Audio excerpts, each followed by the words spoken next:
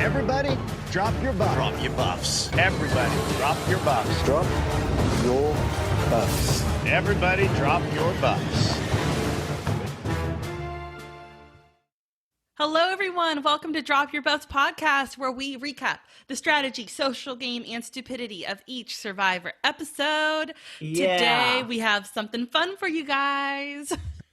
Ooh, do we, Hannah? The first fun thing we have is Dion in quarantine. I mean, quarantine Dion is like the most fun thing around, right? And Hannah, it is day 14. This is the end of my run. I have one more sleep and then I am out of here. I'm so excited. But are you going to have like a last day breakfast like the survivors on day 39? You're going to get some mimosa? I will. I'm sure they will feed me. So I get fed at about 8:30 in the morning, and then I'll be out of here closer to like 9:30. All right. So that'll be something to look forward to. What I'm looking forward to right now is that we are being joined by a very dear friend of mine named Michael Allbright. Yes, you, but also Michael. Mike, how are you going? Thank you for joining us. And look at that setup. It's my pleasure to be here. It's the Drop Your Buff podcast. I don't want to move my phone because I might have some technical issues, but I got like 100 buffs in front of my leg, so you can't even see those. So. He's got the coolest Survivor setup. If you're not watching on YouTube, I just see so many Survivor things, and I only live like 30 minutes away from you, so I need to visit sometime to see all this stuff and just There's a bunch of G.I. Joes in the other room in front of this, but if you can wade through that, you're more than welcome to stop by. And we could have a game night. We'll just play 6 feet apart. So, Yep, exactly. Amazing. So, Mike, I do want to say that it is kind of our 10-year anniversary. So this of your time, friendship 10 years ago, Mike and I actually met for the first time at the Heroes versus Villains finale in the foyer of the hotel.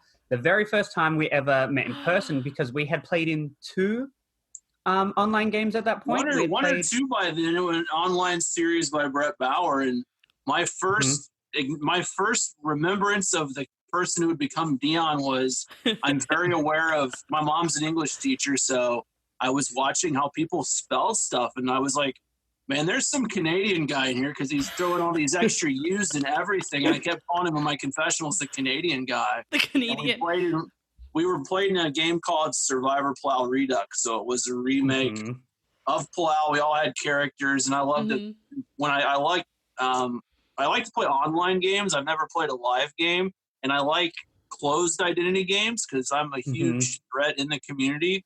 So I get to absorb a character, and I played the first season, and Dion and I played in that season. I was Redneck James, so I got to be a crazy character. And I was like, every quote Redneck James had, I would put on the public boards, and we were all characters. And then the next season, we were The Office, and I was Stanley, and African American guy. So I got to do all kinds of, lying about being an old black dude, so it was fun. That was one of the dead giveaways of Mike every season. He committed to his character so much and would just quote them the whole time, and everybody's like, it's Big Mike. And then what would happen to me, Dion? What everyone knew who I was, so what would always happen? You get voted out, what was it, 12? 12th place, because you can't let that person get on. Not only can they not get into the end of the game, but you just got to tease them with a jury spot and not give it to them. Classic. It's like, what? So close, the poor guy. But you know what, Mike? I wasn't too far after you because I was always 9th place. Except for the Office, I think I placed like 6th or 7th. So that for me was like, I improved and never again. So, but like in saying that, this was 10 years ago. I was living and playing these games in Australia. I had never met any Survivor contestants. We played these 2 online games, and then we arranged to have like a reunion. And we're like, let's do it in New York. This Heroes versus Villains finale is going to be there.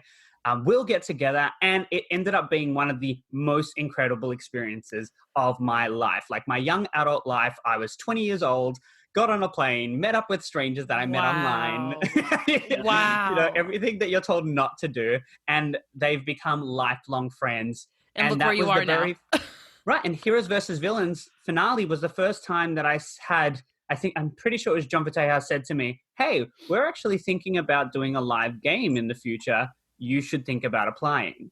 So this was like just when Survival Challenge was starting to be spoken about becoming a thing. Did you follow what they were posting, or did someone reach out to you to fill you in that it was happening? Is that too inside info? So this is like Survival Challenge. When Survival Challenge started, did someone tell you, or did you find out? I was there when there was that initial conversation and the rumblings, but I was at the pool when Bob and John actually created the game. Oh yeah.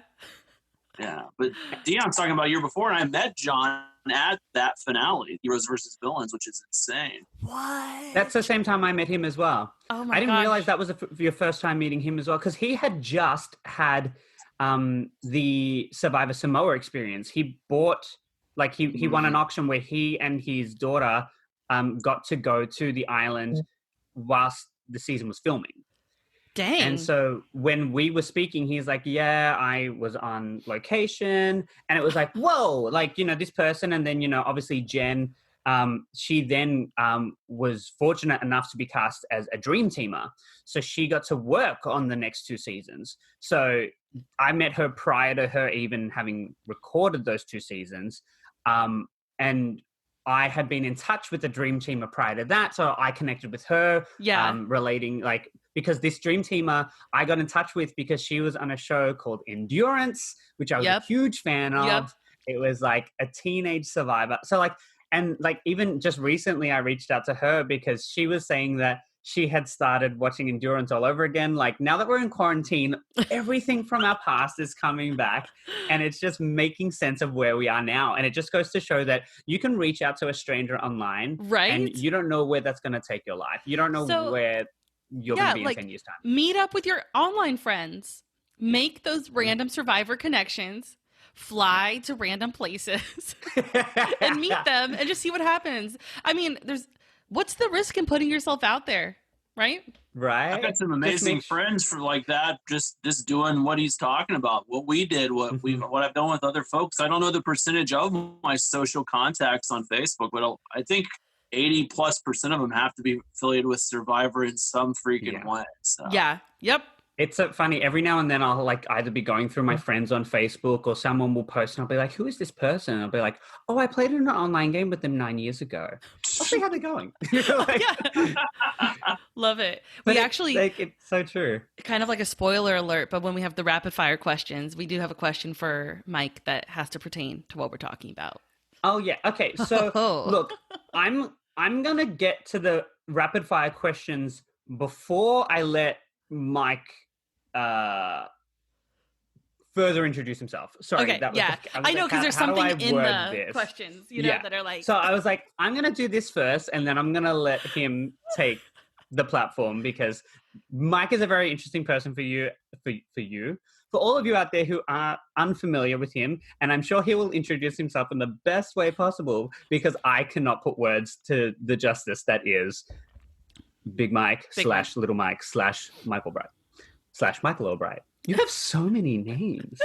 I have a bunch of nicknames. I always had them. I was called O'Doyle in college from Billy Madison. So O'Doyle rules. Yeah, that was freshman and sophomore year. So yeah. Hilarious. All right, so shall we get to rapid fire questions? Yeah, so Mike, what we do is when we have a guest on, we ask them like some quick fire just questions about Survivor. So buckle up. You ready? I hope easy. so. They're fine. All right, no, these are fine. Hannah did write them. I'm just saying them. All right, let's go. First question. Who is your favorite Survivor? Lex Vandenberg. He was the second Survivor I met in Lincoln, Nebraska at a charity event. I met him in a frozen food section of a grocery store with 7 other survivors. We were at a charity event, and they were around the city earlier in the morning, and I got to 3 of the 5 grocery stores with my mom and my sister, and we drove 13 hours to do that. So Lex was the second cast member I met. 8th cast member. He was at the end of the tables, but I saw him first. So yeah. Okay. Oh, it's so cool. He's a good egg. And, the cool thing about Lex, do you want to share about your wedding? Yeah, I tweeted Jeff Probst that he was too cool for school, but my real want was that Lex Vandenberg's an ordained minister, so he married Isabel and I in a Survivor-themed wedding, and Hannah was our videographer, and a bunch Still of got to get you the full file. Yeah, I need that full file. Yep, I do. We lit torches instead of a unity candle, and we voted I do instead of say I do, and someone played it at Hidden Immunity Idol. I can't believe my wife let me do that. So That's why Isabel's the best. She's the best. Yeah. All right. So the second question: what is your favorite location of a Survivor season? Definitely Africa, the most exotic season, the arguably the most intense. No other season that other ones had exotic animals, but nothing like Africa. There weren't armed gunmen around camp. Like that was Africa. There were people getting IV secretly. It was so intense. Oh, really? My gosh. People almost got medevac. There was no medevac from Scoop into Bruce Congai, but there probably could have been in Africa if there weren't some IVs you didn't see on TV. So wow, inside info. Interesting. I love that. I love that stuff. All right, the next question. What is your favorite type of challenge to watch? Is it like an endurance challenge, a physical challenge? Is there a challenge in particular? I like anything that we don't see all the time, like the repaints and the redux, something, and then a puzzle. Like anything that was unique and different. And back when they were themed towards the culture of where they were, those were all better. And I loved old endurance challenges. Yes. Like the thing from Palau that took 14 hours. Like, you've got to prove Dion was just talking about that. all of it ends in a puzzle, and puzzles are great. I want Cass to have a high IQ, but do some endurance. Do something different. So. Yeah, Mike, last episode, I went on a rant about how I'm so sick of these endurance challenges that are on a narrow ledge. We're just watching people fall off a narrow ledge, and it's boring. I want to see people with their arm in the air for as long as they possibly can handle. With their elbow not bent. So, yeah. Yeah. And, like, I even said for this, edge challenge for everybody coming back, I want to go old school. I want to go outback. I want logs in the water, and I want to see how long people will stand on a log to come back into this game. Yeah. Because for me, that would be incredible. But we already saw that that's not going to be the case. Nope. All right. Okay, so this is the question that I really wanted to leave for you to, indulge in. How many survivors have you met?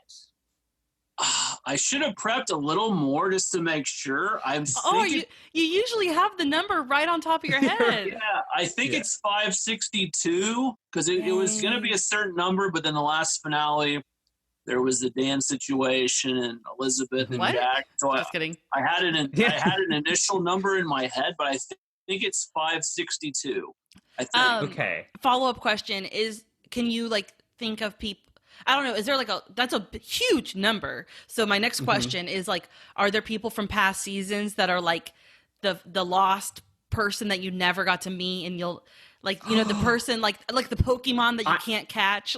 There's one for certain I can't meet, and Dion might know who the one I can't meet. One of the ones that was my white whale forever was Greg Buis. He was one of my favorite players from Borneo. Yeah. And he came to Give Kids the World in 2013. So they have that big party upstairs. I don't know if either of you have gone, and it's always super hot. And I was down in the bar. I was still really heavy then, and I saw Greg walk in the hotel. And I don't get, excited around survivors anymore just because I'm used to them. It's kind of cool. I'm just most of them know me before I meet them. But Greg, I was like, dude, you're really awesome. Go check in, but I really want to talk to you. And he didn't even go to the party. He hung out with his wife and me down in the lobby by the bar, and we just talked, and he saw all my Borneo stuff and was like, maybe I'm the reason he never came back, but he was just really excited and somebody even cared. And he's one of the ones that was so obstinate in season 1, led the thing to vote out Probst at the first Pagong Tribal Council. And that's why Probst and Greg, they didn't like each other. And then Jeff kind of realized hey, it's a game show. It's for fun. Yeah. Greg I loved him. Well, I do have a special request on that topic. I love your story about when you met Mad Dog. What was she? Is she from Australia? Yeah, Outback. Mad Dog or Patricia? Because Mad Dog was at a charity event. Patricia was on the way back from a charity event. Are you talking about, am I only going to someone's house? Or are you talking about Mad Dog? I thought Mad Dog was the one that you went to her house. Was it Patricia?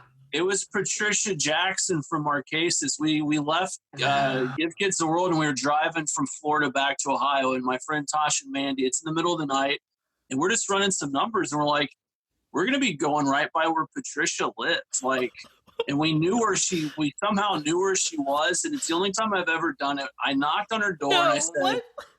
Well, I knocked on her door. It was 8:00 in the morning, and I go, I was super nervous. Like, I was getting like a flop sweat, and I was worried to death. And I knocked on the door. I go, Patricia, my name's Big Mike. I'm a huge fan of Survivor. Can I just say hello and talk to you about the show for a minute?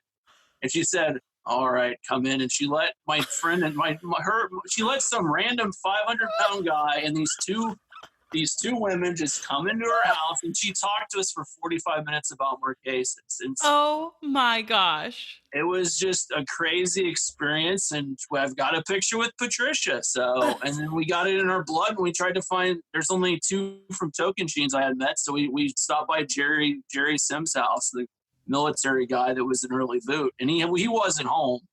But then we at least called Big Tom on the way back, and we're like, hey, we're swinging through Virginia. Do you mind if we stop by for about an hour? And he's like, oh, hell, Big Mike, sure, come on over. So I love it. I love it.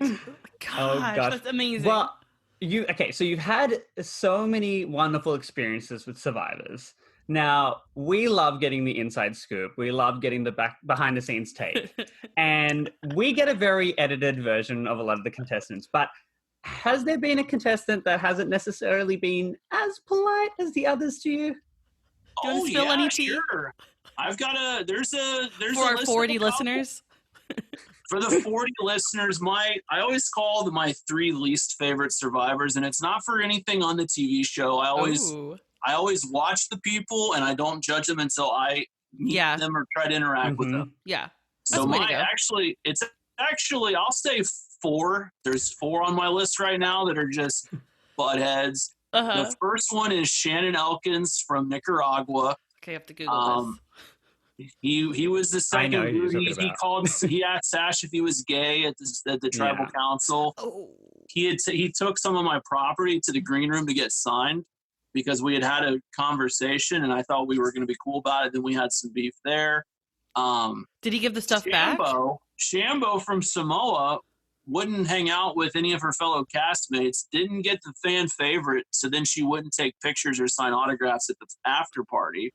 So I don't like that. And then probably the 2 worst people to interact with is Shireen doesn't want to sign autographs. She'll take pictures, she'll talk Survivor, but she was pre-gaming for season 31 with Spencer, and I said hi to Spencer and didn't see her because I already knew Spencer, and I think it kind of got her worked up, and then she didn't want to sign any autographs. And then Mike White was the same way. He wouldn't even acknowledge he was not having a good after-party life, was he?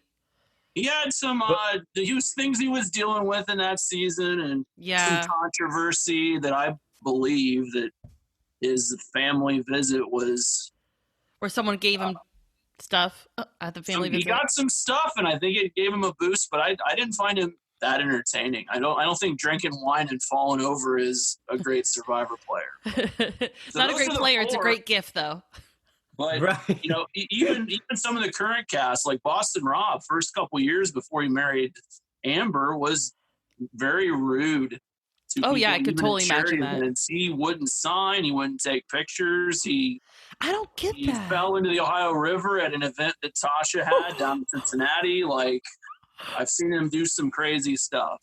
But Amber calmed him down, and I was there the day they met, and it wasn't an All-Stars. It was at a charity event that same morning. No way. That is so cool. Yeah, I've heard the stories about how they were kind of already interested in each other before All-Stars happened. Mitchell Olsen set it up. He was a mutual friend, and there's all kinds of other. We'll talk off the record, and I got all kinds of stories. I don't want to say some of the ones I know. So. Okay, I can't wait. You mentioned Mitchell Olsen. If anybody is not following him on Facebook, which you probably can't because he's got the notable Facebook 5,000. He has 5,000 friends. You can't have more than 5,000 friends on Facebook. Oh, you can't? No, you can't. But he is an absolute delight. he'll post every now and then. He'll do polls of this or that. He'll talk about his husband a lot and how they have differing opinions. And he's like, "Are you on Mark's side or are you on Mitchell's side?" Like, he's so fun to follow. If you are lucky enough to get a spot in the Facebook 5,000, because every now and then he'll get rid of someone and he'll put a new person in. He makes a post saying, "This is the new member of the Facebook 5,000." Okay, you guys have to give me a recommendation. You just added you might be able to we'll follow try to it. fast track you. I can try to text him for you and see if we can get something going. I got to get my resume together. Like, if it was to be like, Hannah Fleming is the new member of the Facebook 5,000, there will be comments, like 500 comments underneath it being like, "Welcome, Hannah. So good to have you." Like, it's really sweet. I'm dying. Such a great person from Survivor history that, I don't know how, be it that this season has a lot of talk about OG players. We've got people like Lex. There was even, Mitchell was talking about how there was a charity event. Sorry, not Lex. Ethan. Okay. Mitchell was talking about how Ethan did a charity event that was soccer related, and then he got like Mitchell on a team, and then after like one little round on the field, he was like, "Hey, Mitchell, how about we'll get you on something else?" Mitchell's not very athletic, so yeah. Is he from Australia too? Am I remembering? He's 7 feet tall. He's that guy. Yeah, the tall guy from the first double tie that they had to go to the tiebreaker. Wow. And they did it old school way, which was who has had votes cast on them before. And it was Mitchell. Yeah. Yep. Oh, man. I like that. I think that's fair because, you should be accountable for tribal council. So I kind of like that old school stuff. Do not bring that to Survival Challenge. We won't. That's not happening. No. Well, that's our rapid fire questions, isn't it? Unless is there anything else? So rapid fire. Well, I love how. I'm fine if we're just gonna stoke the fire of the rudest survivors that Mike has ever met. Like, we could just hang out here for a bit. I love the tea. Oh gosh. But there's 99% that are simply amazing. That are just great people. So. Mm-hmm. Very cool. Should we jump into the episode? Should we do it, or should we just keep talking? I don't know. We can talk whatever you want to do. So Mike's here to party. Well, okay. Do it. Well, Mike, what are you thinking about the season so far? Like, your thoughts going into it, how you think it's been playing out, and all that.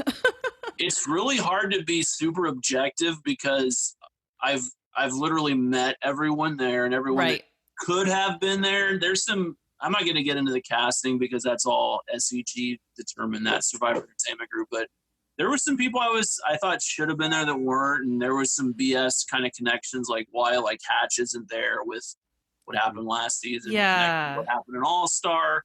Like Bob, who's a good friend of mine. I think it was just interesting who got cast, but I didn't like old school folks getting decimated. It was hard to watch, and I like they're all good people. I'm friends with them, almost all of the winners, and it's just rough to watch. But there were some amazing moments throughout the season, like with Ethan. I've seen him battling cancer at the 10-year reunion. He couldn't even come because of his chemo, and they were back then. Jenna was still his girlfriend. They were doing live feeds so people could give shout outs to Ethan. So I've seen I've bought stuff from Africa this season to support his charities. Like, he's a really good friend. So to watch him run up and down, got emotional because I usually cry at the family visit every year. And then they had this super family visit where everybody had family. Like, they filled an entire plane. Even Sandra got her family. It's crazy. Oh, inside info. Sandra at Ponderosa got her family. She did, even with, pulling the flag, and she got a bunch of heat, and Sandra doesn't give two shits. No. He was like, yeah, my family came. What are you going to do about it?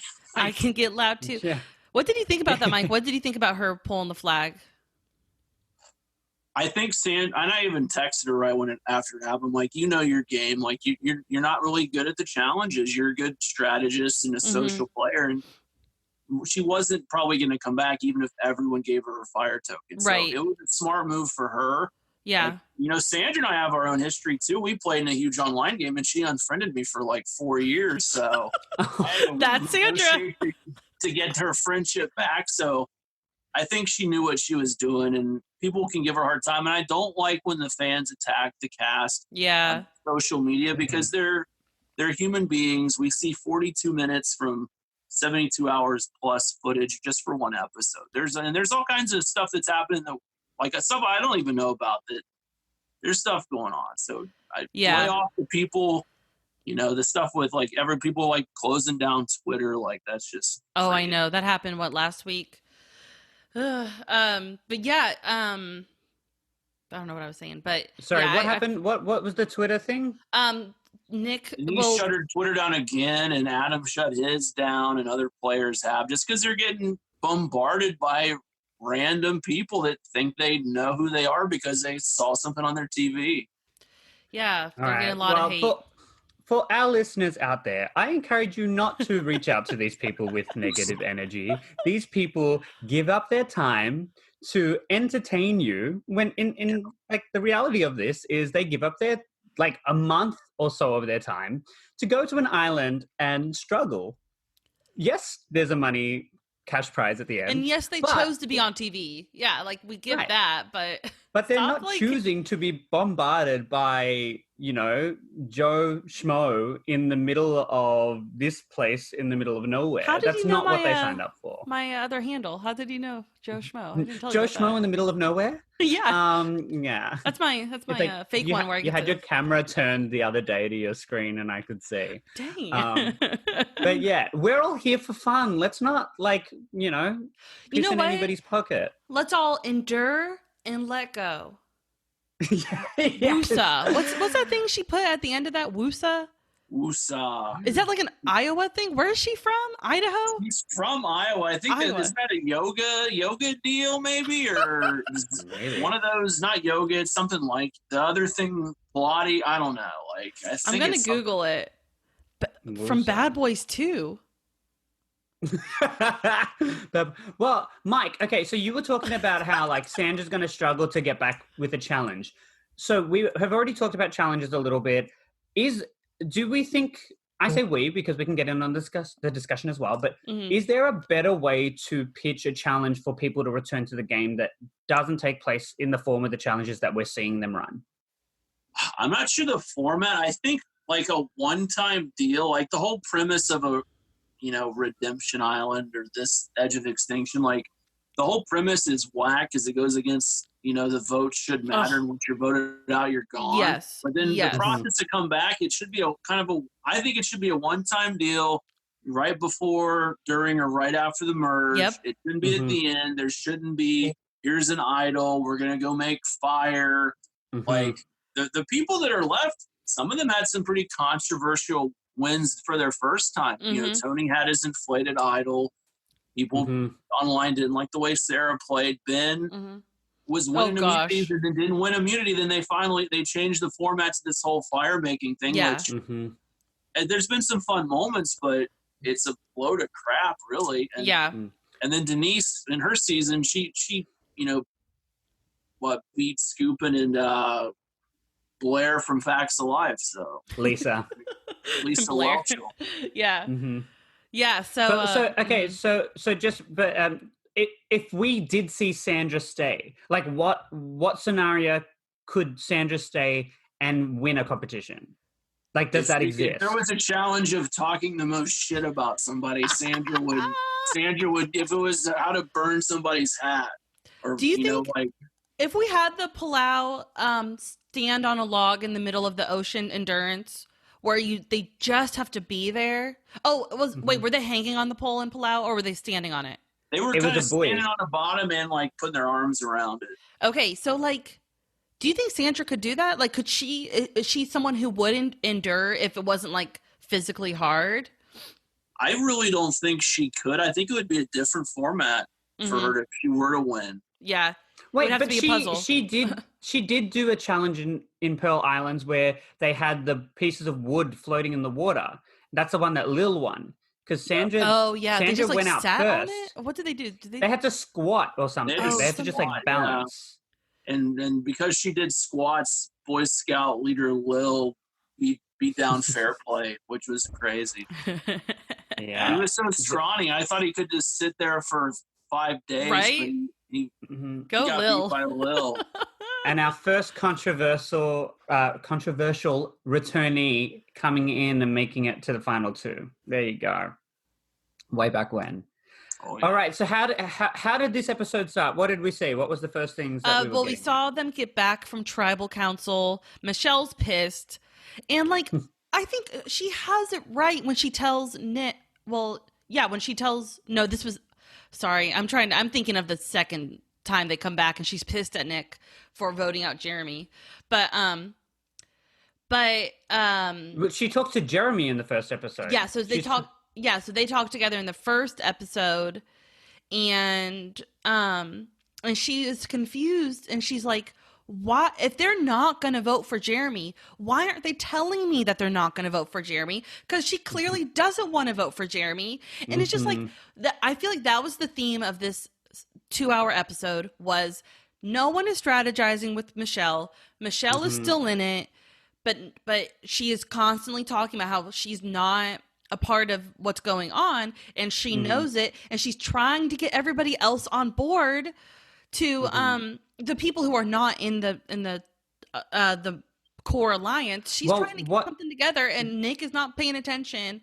And what I will say about Michelle is yeah, like just quickly on the Michelle thing, it's she's getting that edit that we don't necessarily see each season, which is there are people who aren't in on what's going on, but not from lack of trying. Yeah. Like she's clearly trying to get involved, and so many people are like, but they didn't do this, but they didn't do that. But she is trying. She's trying to get her head in there. She's trying to get on people's good side. She's trying to be an extra number. So if somebody gets to the end saying, and then everybody's like, well, you didn't do X, Y, and Z. And she's like, I didn't get a choice in that. I interacted with every single person. I made my peace with everything. And I think another person who had a similar experience was, Sandra in Heroes versus Villains. Yep. They were kind of like bulldozing, and she's like, well, all right, well, if the heroes aren't going to listen to me, well, then I'm going to, it's like, so that's kind of. And she had a fair amount of baggage, I think, for the winners, just because I equate it to Sophie, like her and Sophie and Natalie White, when they won, we didn't know much about them. For Natalie White, it was the Russell Hantz show like crazy. Yeah. For Sophie, it was Brandon Hantz, and it was Coach and Ozzy. And then for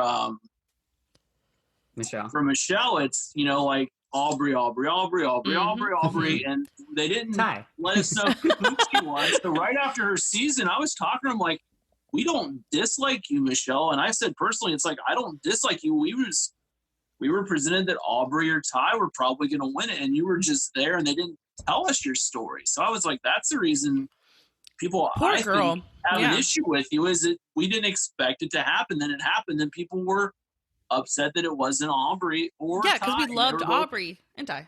Yeah. And I also think that a lot of that is on the audience member that's watching, because I believe watching those 3 seasons, by the end, those were the 3 people I wanted to see win.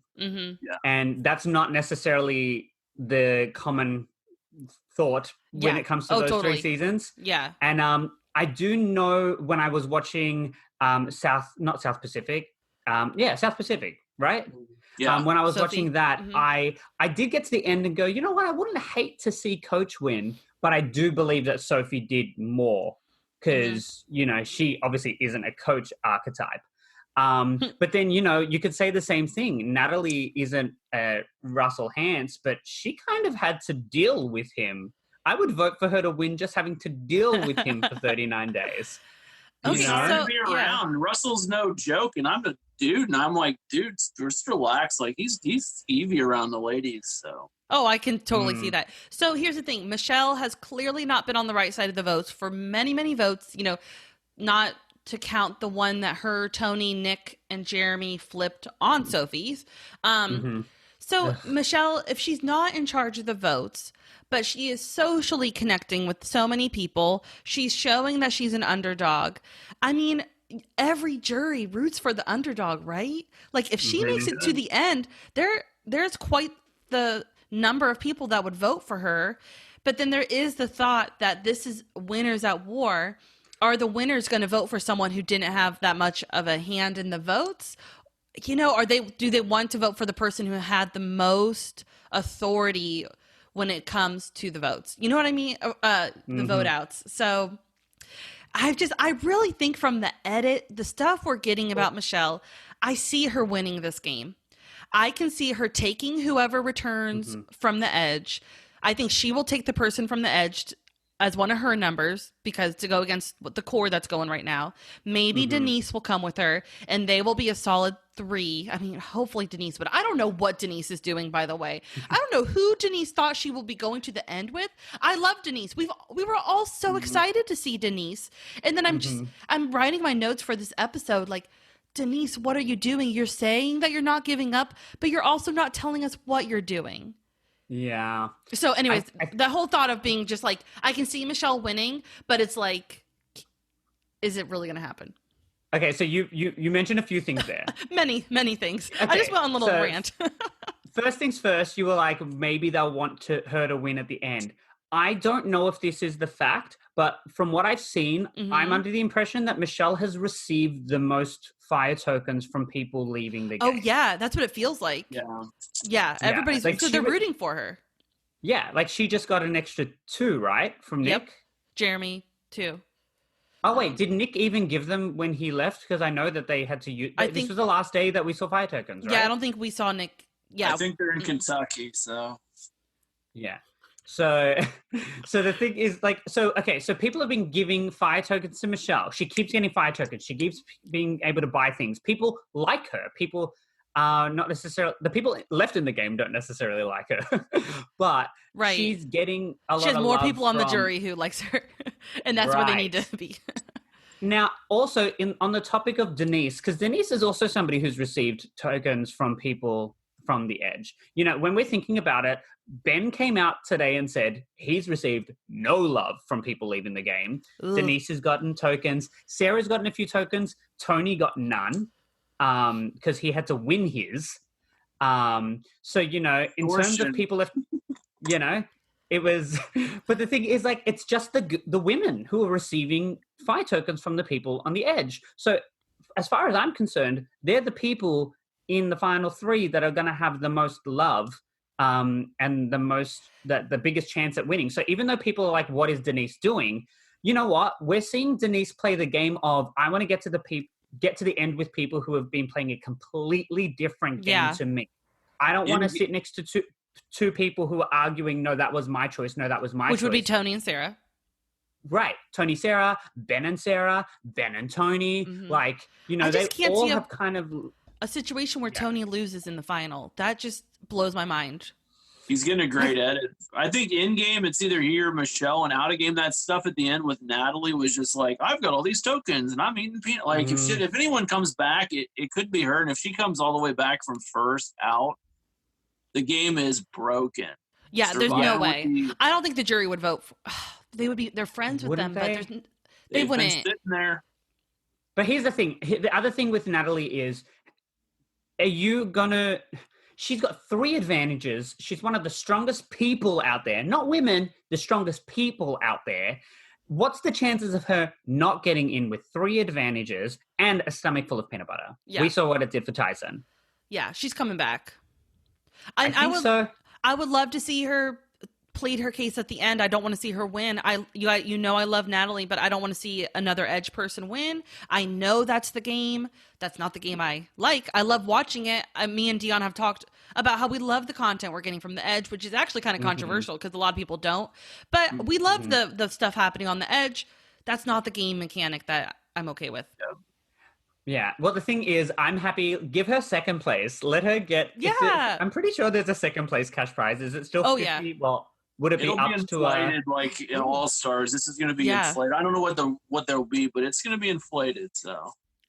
Yeah, I was going to say, because in All Stars we had America's Choice. They did an extra episode and they awarded an extra $1 million to America's Choice, and then Rob got $250 instead of $100,000, and it was all bumped up.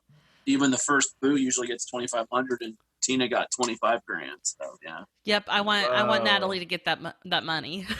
Yeah, my girl. Well, either way, she'll either get first boot 25 or she'll get, whatever she ends up getting. But I think that it's a good chance that we're going to see Natalie. In that case, we're actually going to have 4 women in the final 6, which it's been a while since we've seen that many women in the end game. And what a season to have 4 women at the end game. I think it's extremely fitting, and I think we need to see that. Especially the number of women that have won. Yeah, we haven't had Sarah's the last female winner, which is insane. Yeah. So. That was 36? 4, 34. Oh, look at me. I was way off. That's close. Yeah. So, anyways, man, I don't know. Can we go ahead and start talking about what could happen with all the idols in the finale? Or is this too soon to talk about? A race board so we can map it out. I know. I was texting Dion, I was like right after the episode, I was like, Dion, I just want to talk about all the permeations. Is that the word? Permutation? I believe Premonitions? So. Yeah. Permeations of all the ways that the idol play is going to go down. So here is my prediction: is Natalie or Tyson, but I believe Natalie comes back with an idol. We have Ben with the idol. We have Tony with the idol. I already said that Michelle and Natalie are Michelle's going to scoop up Natalie, like, girl. And they were together at the beginning. Like, Michelle was on her side. So they're going to form an alliance. They're going to want to pull in someone, hopefully Denise, to join them. But if not, that's okay, because they have a 50% chance that the idol will be played on one of them. The other number, there's only 4 other people. Sorry, guys. Oh, man. Are they going to split the votes 2 and 2? If Denise doesn't, okay. Anyways, if they don't flip, any of the 4 flip, could they split the votes on Natalie and Michelle, and then there'd be a 2-2-2 vote going on? But then if that's happening, then Tony's gonna play his idol, and then if Tony plays his idol, Ben's playing his idol, and then who do we have left? You know what I mean? Like, it'd be one of those Kimmy things from what the hell was that? Second Chances. Second Chances. Oh my gosh! And that's where Jeff literally took out the whiteboard in the finale. Yeah, that's what happens when there's a tie and idols are played. I know that now. Yeah, last survival challenge. Yeah, good times. But that being said, so do you guys think that if Tony plays his idol, is Ben automatically going to do it, or vice versa? Do you think, like, if they see one of them do it, will the other one do it? Well, Ben is a paranoid player. He gets to edit every episode, and Boston Rob says it from the jury. Yeah. So I feel Tony, like if he sees one get played, he'll play his own. And Tony has known where all the votes are every time. So Tony, if he's sure about it, he's not going to do it. On his second time, he kind of went nuts and flamed out.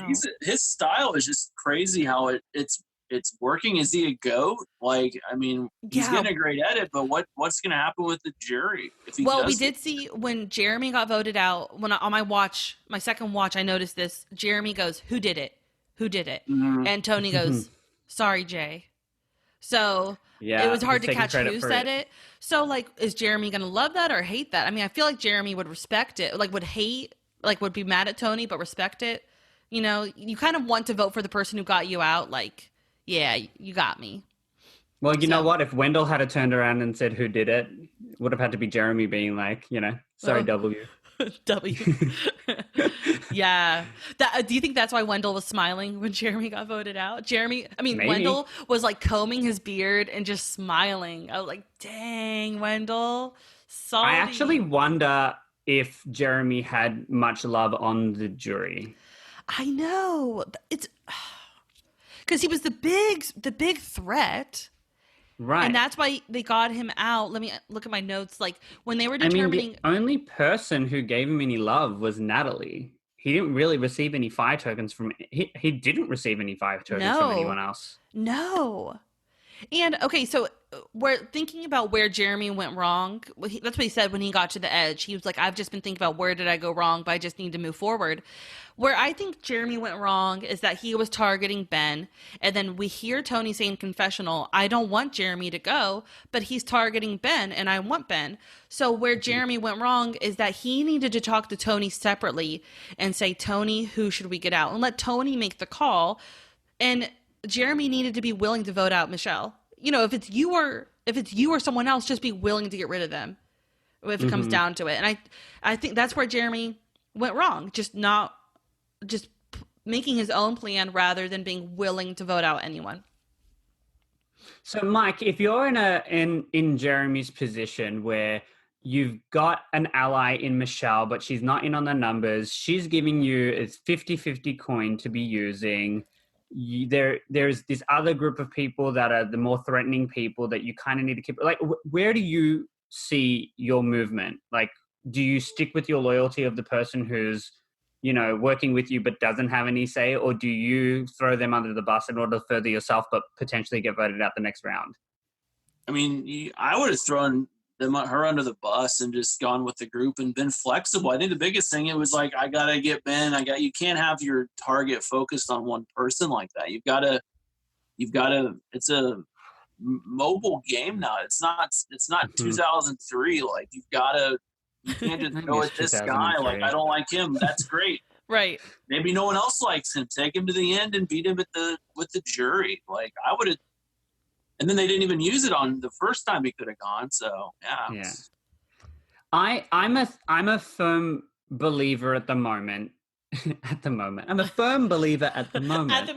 I firmly believe at this time. It may change, but if you can get to the end sitting next to people that will be harder to beat, or compromise your ability to get to the end, trying to position yourself next to somebody who you've got a better chance at beating, I believe that getting to the end, first of all, is the better option. Is the word presidents? Oh my gosh, me and words today. I agree. You just need to get to the end. You just need to get to the end. That's it, you know? And I am totally okay with the Dom Wendell situation from Ghost Island. I am okay that they went with each other, knowing that they were going to have to battle each other out. You know, it happened, and it was clearly so close that there was a tie that like you couldn't say one way or another. You know, Dom looks back and thinks the only thing that I'm like happy that happened that season. That's like that's my takeaway of that season. That's the whole season was a bit of the thing that redeemed it was, we had the first tie ever with two people who clearly played a game that was worthy of winning. You know, we needed that. Yeah, that's and Tony said about this season that he wants to get Michelle out because this is the Super Bowl of Survivor. We don't need any goats. Like, that was so rude. I was like, oh. Do you guys, do you think Michelle's getting the goat look? I mean, they obviously think that in the game, but I think her opponents were more ranked than her win season. Like, Aubrey and Ty have a huge rep. Like, Tony beat Trish, Cass, who's divisive, Wu, who made a horrible mistake. Like, I don't know where he's talking. Like, he's all that in a bag of chips. Plus, he had the Tyler Perry idol, which he could play after. It was the old, what Terry and Yule had in the old days. So, I mean, Dion's loving this. Dion's not a Tony fan, or used to not be. A lot of room to talk. Yeah. I was like, dang. Well, watch her win this season, and he'll be eating his words. Right. I think it might be a case of he gets to the end believing he's won the game, and then I don't know how good Tony is at defending his own moves as without opposed to discrediting somebody else. The same way that we see him time and time again at Tribal Council, and he'll look at somebody like Adam and say, "Do you need me to explain this to you?" Yeah. Like, he comes off a little bit condescending and arrogant. I'm not saying that that's who he is, but that's definitely how he comes across. If Tony loses to Michelle, I will lose my mind. My mind will be lost. Our finale recap will be insane. I will just be It'll be like, hey guys, this podcast is going to go for 5 hours. Welcome to Buffs or Drop podcast. And my name is Dion. Fire Rabbit. What is life? Amazing. So we talked about how, I talked about why I think Jeremy lost because he wasn't willing to vote out anybody else besides Ben. Do you guys want to talk about Nick's vote out and where Nick went wrong? And that was a little bit harder to kind of take notes on. It was just like, okay, where did Nick go wrong? Did he do the Michelle told him that he dug his own grave by voting out Jeremy? Like, he didn't know he was at the bottom of the alliance. That's what she said straight to his face. Is that what went wrong for him? I think so, because that's what his win was, being around and just winning when he had to, and he couldn't win, and he was the newest winner, and they had other beef. So I think that's what happened to him, and he didn't get the right read on people. I don't think there was a scenario without winning immunities where he could have won. He's a good dude, but I don't think he could. This season? Yeah. And, well, David versus Goliath, I think he went against the optimal people. Yeah. So. Yeah. I do think that there is something to say about certain seasons and gameplay and stuff like that. More often, we tend to see people who are in like a tight two. They, share all of their information. They get to the end together. One of them gets cut by the majority, and then the other person's the clear. Like, let's get them to the end because they're going to win. Nick doesn't really play with other people in the sense that he's loyal. He's there. They all called him shady. Like, they don't trust him because they just don't think he doesn't make them comfortable. And I think what happened his first season was that everybody wanted to get each other out, and he was willing and able to jump on board. And he was working the minority numbers really well. He was working the underdogs. Yeah. Pre-merge, post-merge, he was just hopping where he had to. Mm-hmm. Yeah. So they all kind of like got each other, and then he was like, hey, I actually worked with the flow. Where this season, the flow is, you can see the stream, it's gonna get there, but can you build a dam to stop it? Like, if that's gonna happen, let's do it. I might just do it closer to the edge because I can't, like, it's valuable that it will happen now, but that was a terrible analogy. But it's just one of those situations of like, we can see it. It's blatant. He's not playing very differently to the first time he played. He's clearly intimidated by the people he's playing against. And I believe that the reason he stuck around is because people didn't find him threatening. Yeah. The only thing that happened was he won immunity when they wanted to get him out, but it didn't stop them from getting him out the next vote. But here's to say, is that what's going to happen with Michelle? They couldn't get her out this vote, so they're going to get her out next vote.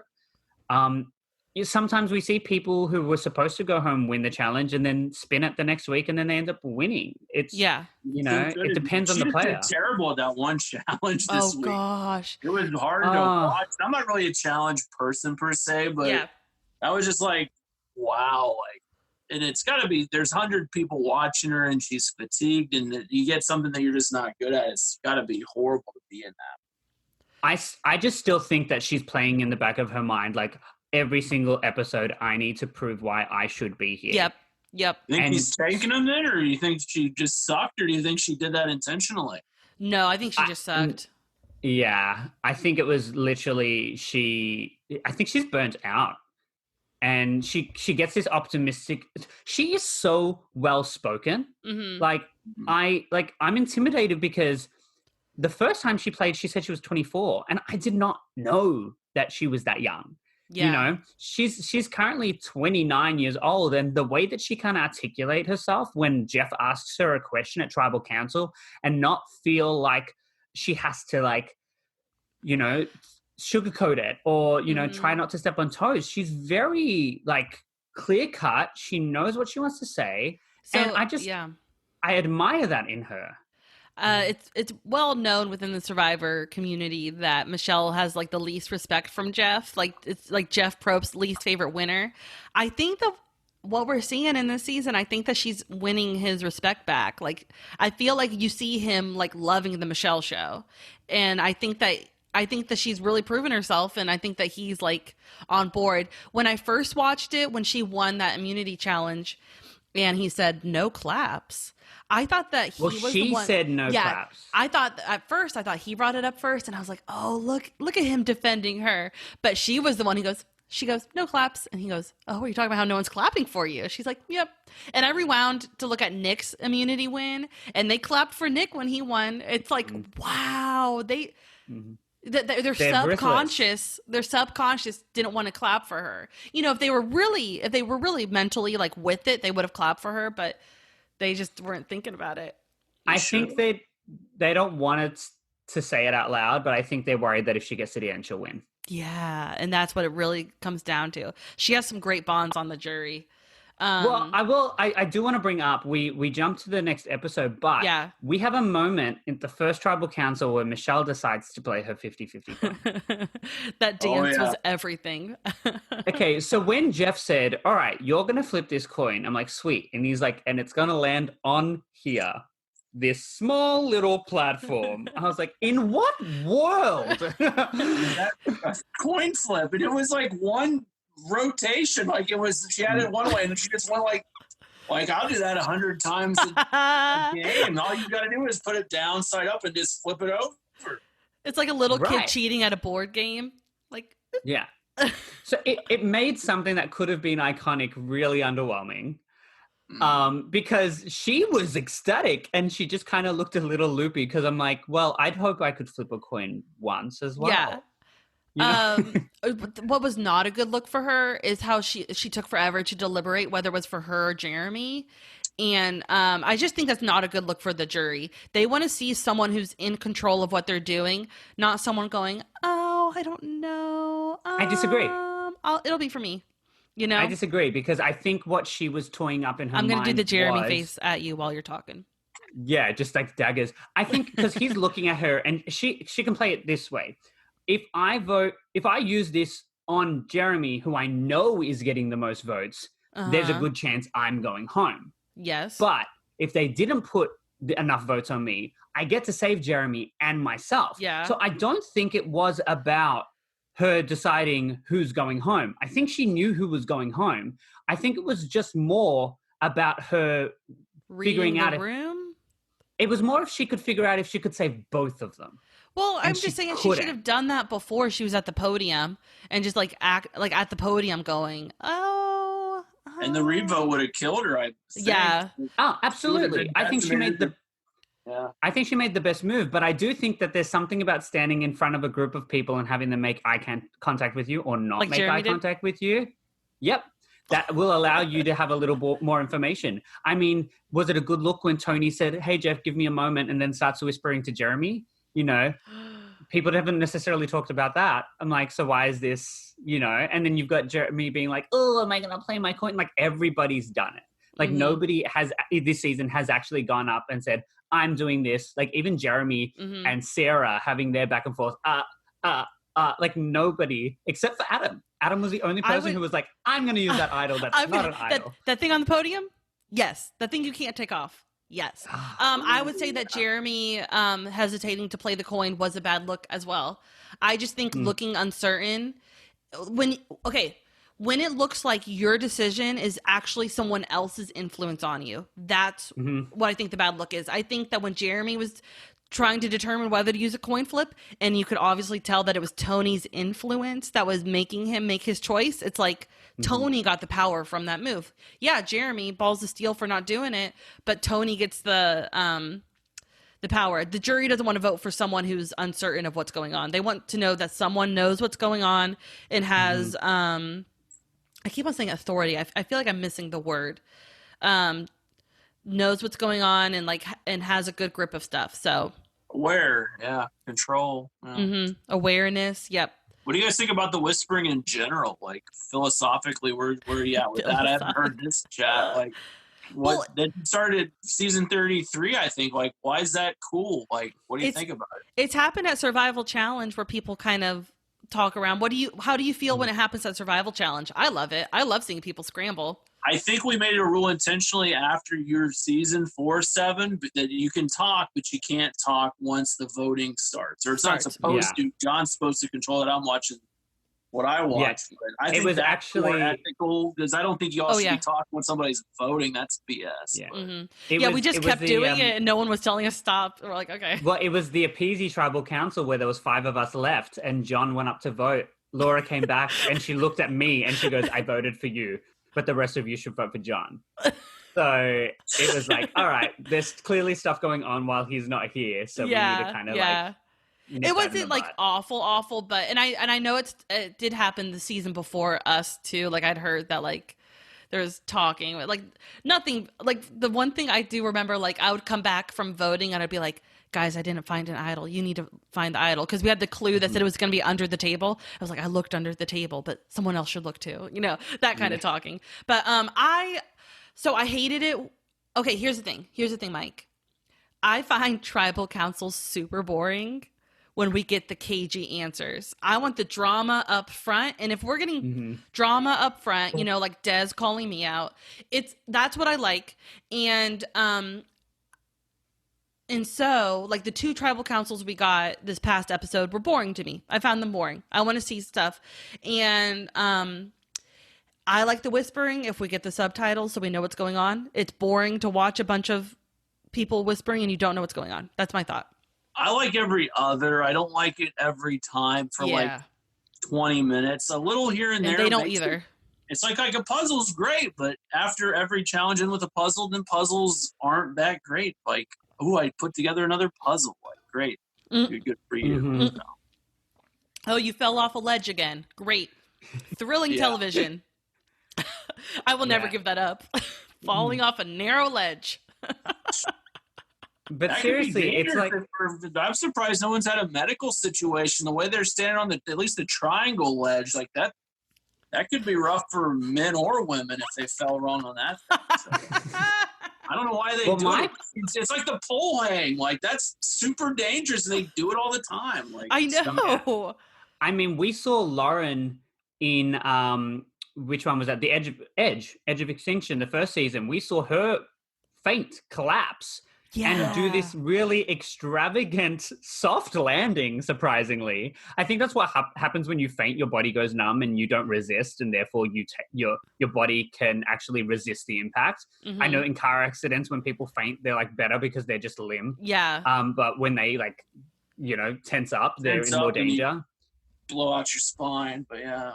Right. So but we saw her. She wasn't like close to the ground necessarily, and not only that, there's a piece of a wooden block that's just falling now.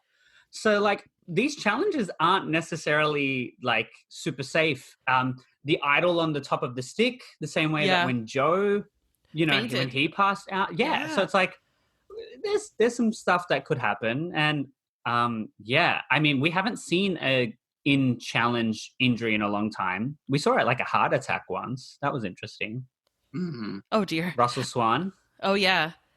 Mike, what do you think of the whispering? Or did you kind of already sum that up? Or I like the idea, and I like it sparingly, I guess. It's like a good spice. You sprinkle it in, but you don't dump half the bottle into what you're eating. But you're cool with like the what did you say, philosophy? Like, it's okay strategically. There's some people who are against it. Okay, but how much is actually, like, from you guys that actually played your season, did stuff literally change at Tribal, or was it all just smoke and mirrors for the jury or the audience? Like, did shit actually change, or were you just whispering in each other's ears? Like, what was happening? Right. Anything?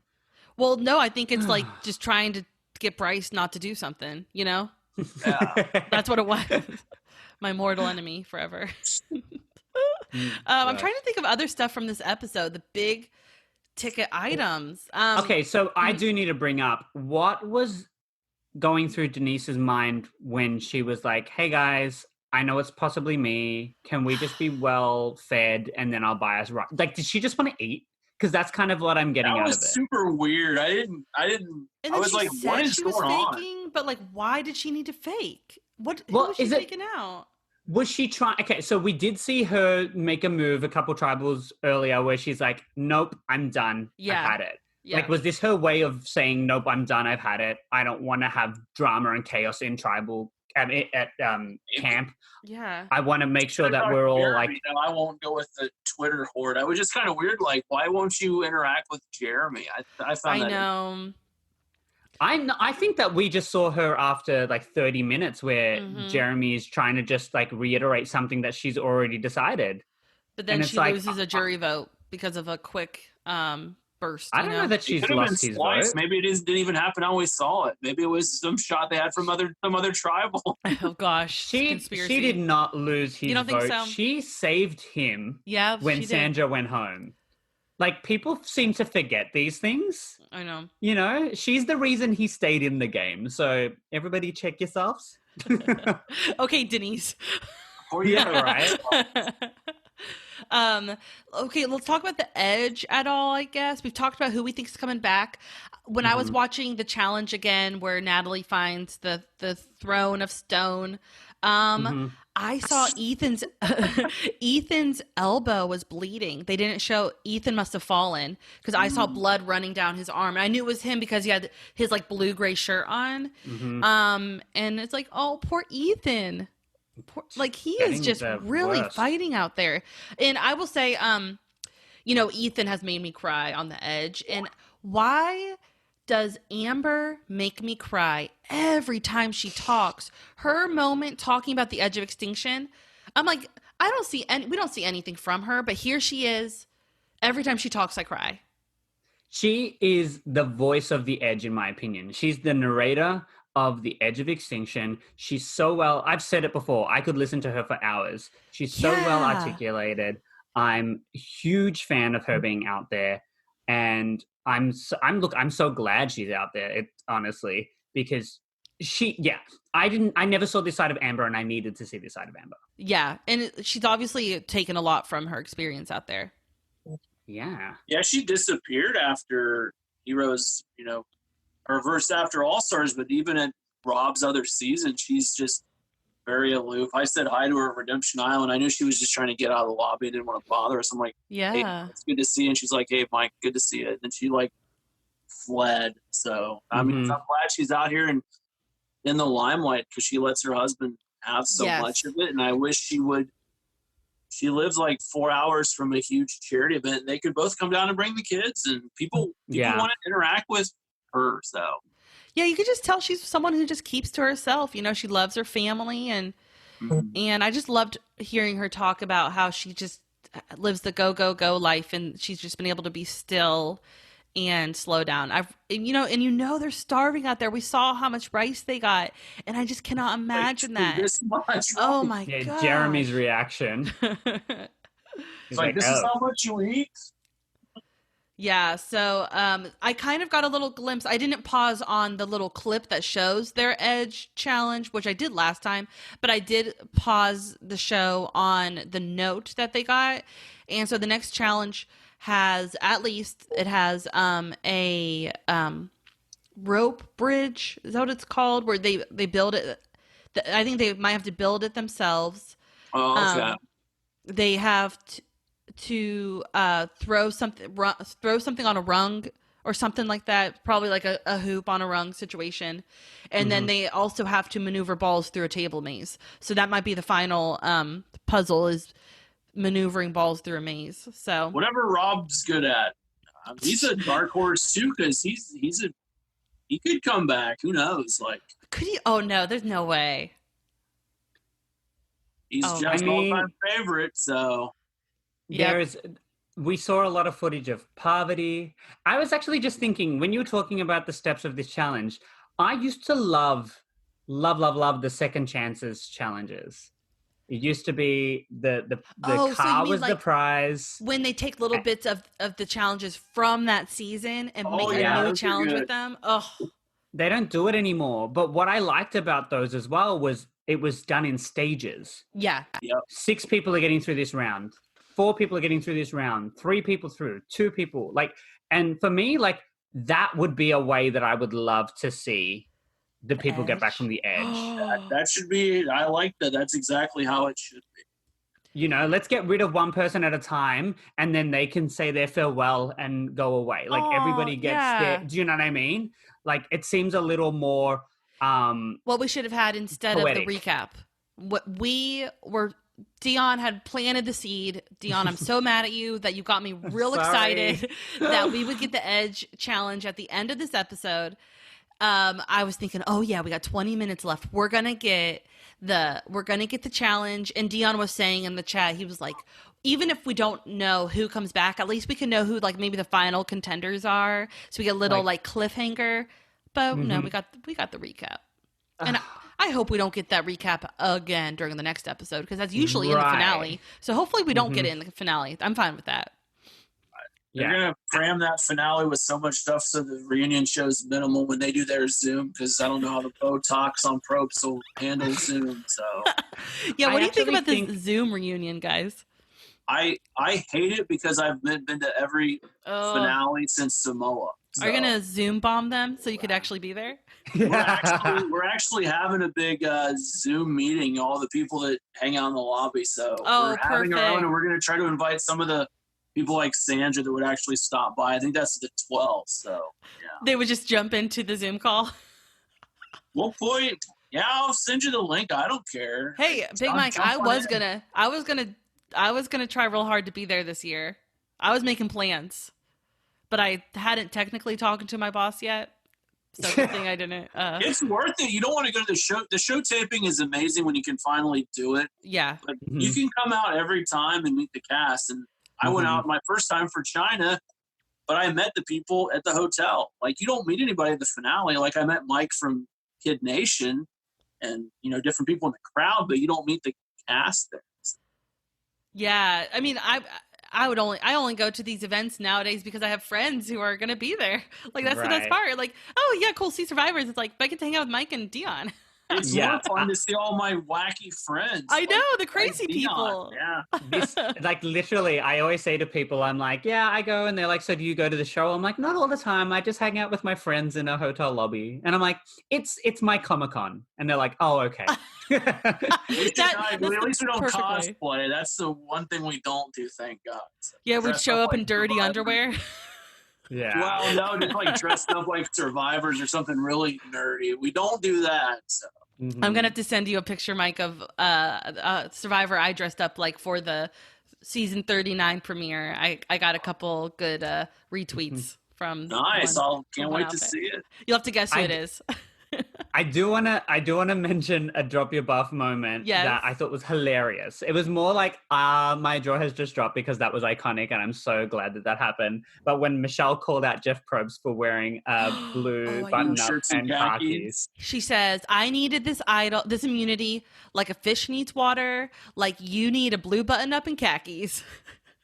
It was epic. It was fantastic. She's amazing. And I'm like, mic drop. Yeah, I was like, that's enough. Do you think she was planning that? Do you think she had that in her holster ready to go?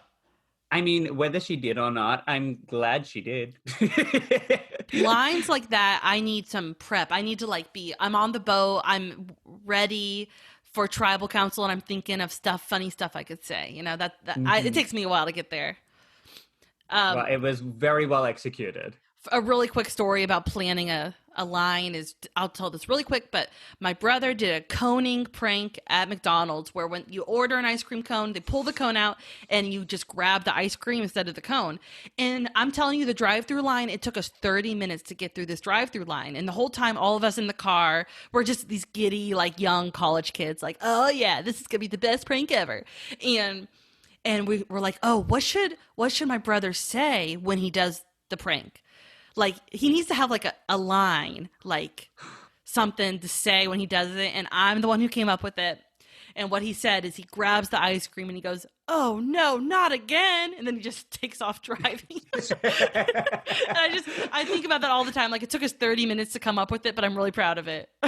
I mean, you have to. And it's also funny because that was such a thing at the time. And so he had the added pressure that, he's not the first person to do this. He has to one-up someone.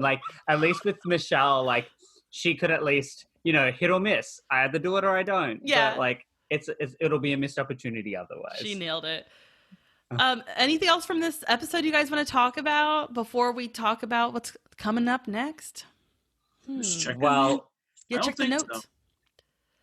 Well, we can talk numbers. I love that you took so many notes. That's fantastic. But, okay, so here's the logistics. We're going to go into the episode. We're going to find out who the sixth person is.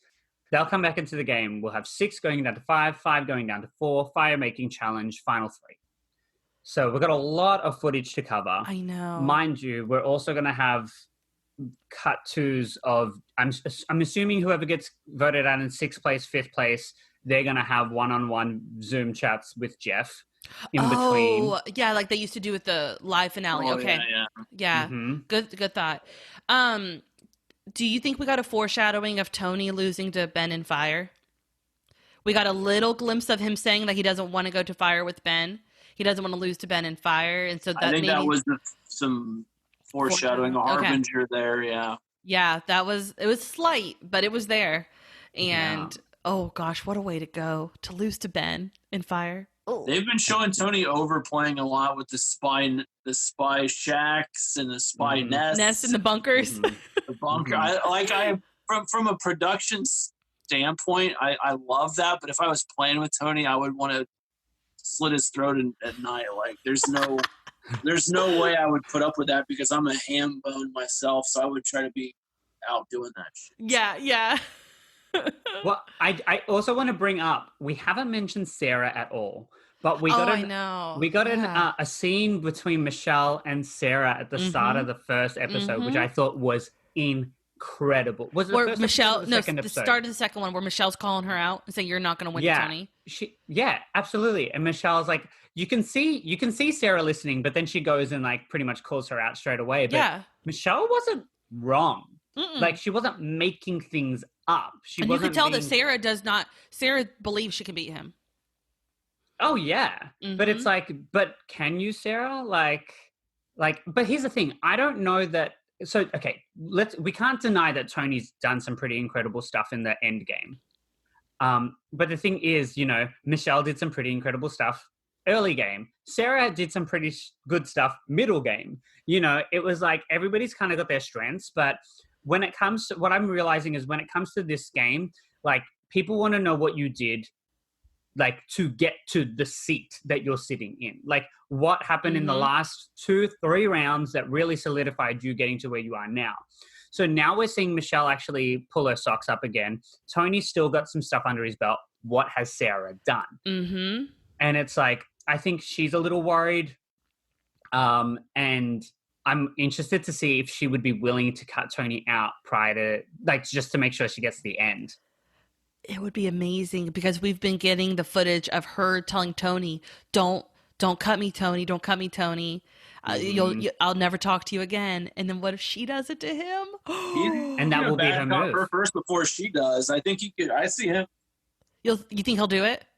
I think it's for $2 million. He's the one that's been the most cutthroat, the most intense. I think he would do it. And she's like, that was a drop your buff, like outside the game. Like, I'm not going to speak to you ever again. Like, that seemed pretty legit from Sarah. So, but he might, because their original season, like they're both Kagayan. So there's a lot of the original group. There's, even if you play again, there's always that original bond. So.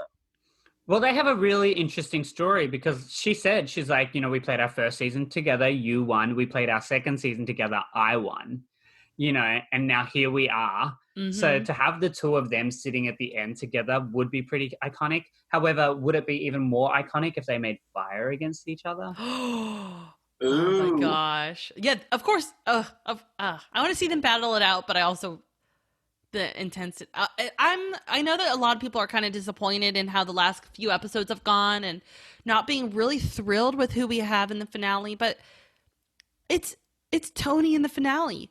It's Sarah. Who thought Sarah was going to make it this far? Denise, I'm fine with it. I'm loving it. And I'm ready for this finale. I'm so excited.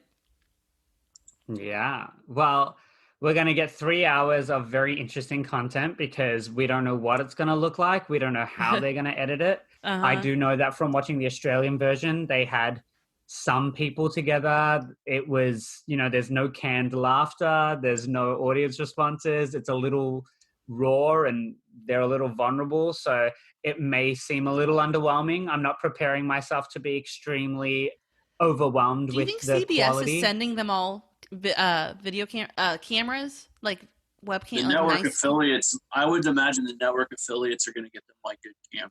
I would guess. Yeah. It's not like on some like shoddy laptop. Yeah, maybe a good internet connection as well. Yeah. They'll green screen it, I hope, and make them all look exotic. So. Yeah, exactly. Yeah, so that's what I'm very interested in. And it's not going to be live. Like, it's going to be like an hour beforehand so they can edit it all together and make sure there's no hiccups. Yeah. I do have a question for you, Mike. What are your views on the future of Survivor? Oh yeah, we should talk about that, huh? I'm worried about the show, the taping, when it can happen safely for the 400 production people. Like, that's been delayed, and that's not happened that's since the new format at Samoa and Heroes versus Villains, where they go back to back. I'm really worried about it getting aired. I think it could be tape delayed if they finally get out there in the summer. It could be like Africa, because the 9/11 didn't air till October. It could get pushed back. It could straddle its usual season, maybe start in November or something. Well, we did see that Amazing Race is going to be in a fall spot. Did you guys see that? Maybe that's the gap filler. Maybe the race is on Wednesday at 8, and that's a paradigm shift. So I want it to exist. I know I'm going to seek counseling if it ever goes off, but Probst says he's into season 50. Production all is good. It's super cheap. Probst has said that? Probst on it. I said it was a tweet or Facebook. He said he wants to go to 50. Maybe it was even Dalton in Entertainment Weekly. But it's all about, if it wins its time slot, which it usually still can, then it'll keep going. It's going to be around. The Masked Singer crap. Is that the big contender? Yeah, I just can't stand it. Or you just slit those throats too? That's why I didn't watch Friends for years. Survivor went against Friends, and I'm like, smell you later, Friends. I'm not going to watch you for a decade. So yeah. Love it. Okay, so we've got the finale next week. The following week, the Amazing Race begins. No, they pushed it back. They pushed it to the fall. Sorry, I'm Australian. When's fall? I feel so bad that I just broke the news to you. It's in September. They pushed it back to September. Why though? What have they got in its spot? Because they want Amazing Race to be their fall big show. Because they won't have anything else filmed to present. So these poor people who are on Amazing Race, and they don't get to see it air for like 2 years. Yeah. Past 2 seasons, they don't. Yeah. Because for me, it was one of those things that I was under the impression that, if restrictions get, improved, we could see the fall slot being Big Brother, because you can actually record that in real time and put it up in real time. You can't do that with any of their other shows, like scripted or non-scripted. So it was like, we're missing out on Big Brother. Mike's face is great. Don't you love Big Brother, Mike? I didn't even watch last season of Big Brother, and I met one of the guys at Nick's premiere party. I'm like, hey, dude, I used to watch Big Brother, but I didn't watch your season. Oh my gosh, who was it? Ori or whatever. Ovi. Ovi. Oh, we love Ovi. Yeah. But Winston was there, and I'm like, dude, I freaking loved you on. I don't like Big Brother's not my show, man, but you were great. He was loving that. Yeah. I got to come down to one of those every time. It just sucks that it's on a Wednesday night. It's a work night to drive an hour to go to those premiere parties. But I'm so close. I probably missed my opportunity. Oh well. I didn't go to the Winners at War premiere party, which was a Rob Has a Podcast party. Because one, I thought it was a Rob Has a Podcast party. I didn't realize a majority of the cast was going to be there. Yeah. 2, I was under the impression that I was going to be able to go to the finale and get to see everybody then. And then now I'm looking at it going, missed opportunity. Yep. COVID's got all the idols and advantages. We should get COVID out of here. Oh, gosh. Screw you, COVID. All right. Well, I mean, the scenes we got from next week are so vague. We saw Sarah and Tony arguing like we always do in our scenes from next week. And then we see Michelle saying she wants to shake stuff up. That's it.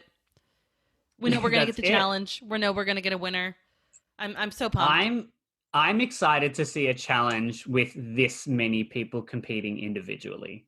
Like, that's exciting for me. That Edge challenge is going to be off the chain. Yeah, I'm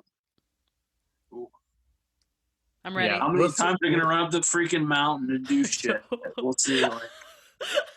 Every Edge was like, 50 times. Run up the mountain.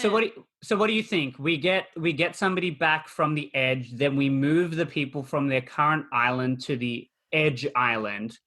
We get them to do all of the Edge activities and collecting logs and doing all that. I mean, it might be like Island of Idols all over again. Except they're going somewhere worse. That's hysterical. Yeah.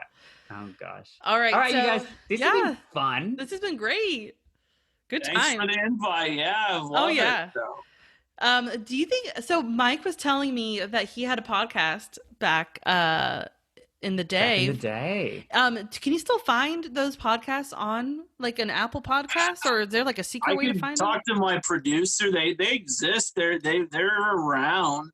Was Mike on the Mic on the Rad Reality Network, and yeah, we had survivors almost every episode. Just recapping what happened from San Juan del Sur through heroes, healers, and hustlers. It's nice when the buffs are all around and you can read. Look at which one. when you're 40 and you can't remember stuff. So. Gosh, yeah, I want to listen to one of those. You're gonna have to send me a good one. I'll try to find one of the best because I think I had Brandon Hance on and he owed me money, so he owed me some favors. So he was talking about all kinds of stuff he wasn't supposed to. So okay, yeah, that sounds like I'm not a fan of the player, but I would be a fan of that podcast. When you got face tats, there's no rules. So, there's no rules. Michael, so what we do at the end is we kind of drop our handles of like, so if people want to follow us, do you want to invite people to be part of your Facebook 5,000 or like, do you want to? Yeah, I want to get to the Mitchell level. I want to add me on Facebook if you were not added. I'm on Twitter technically, but I haven't logged in like a year because I don't like 100 and whatever characters. It's not my style. I have an Instagram, but I think it's just my name. So add me on Facebook, people. I need to hit 5,000. Let's go. Yeah, Michael Allbright. You'll see all his like inside Survivor info. I'm Hannah Julia. We got Dion Alexander. And Mike, we are so grateful you came on. This is great. This is great. And we'll screen each other and come down and check out the stuff behind me and around the house. So yeah. Yep. Yes. Oh, I would love that. Yeah, Dion will fly in from Australia for it.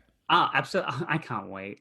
I can't wait to go and visit my friends again, my Survivor friends, my Comic-Con people. I need a hug, Dion. Virtual hug. All right. And I was just saying, you were just saying that you're 40? Yeah, I turned 40 in December, which I don't think I act 40, I hope. So. No, because I was going to say, well, that would make me the age you were when we met. Wow. Yeah. You're also the age of Survivor 40. It's perfect. I'm the age of Survivor. If you haven't thought about that yet. Borneo, yeah. Wow. I'm just, I do have to say, I have to be that smushy, cushy person and be like, I am so glad that I could have met you 10 years ago and that we can be sitting here now. It's a big sentiment to who we are. Yep, wipe away the tears. Because I love you, man.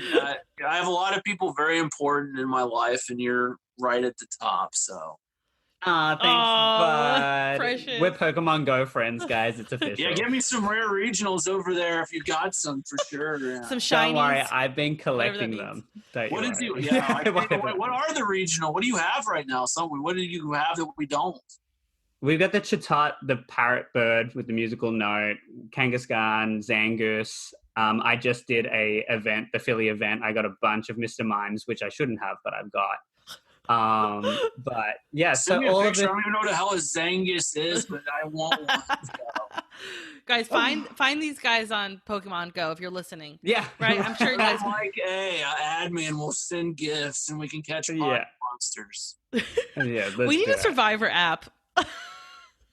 I don't know what we can catch. Just tokens, fire tokens. All right, survivors. Yeah, we can catch survivors. That's Mike with his 562.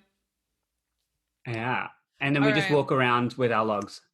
Yeah, I love it. Done.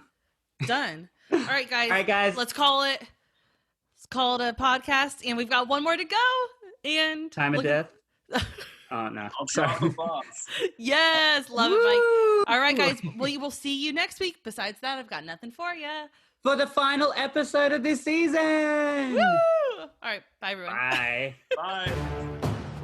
Everybody, drop your buffs. Drop your buffs. Everybody, drop your buffs. Drop your buffs. Everybody, drop your buffs.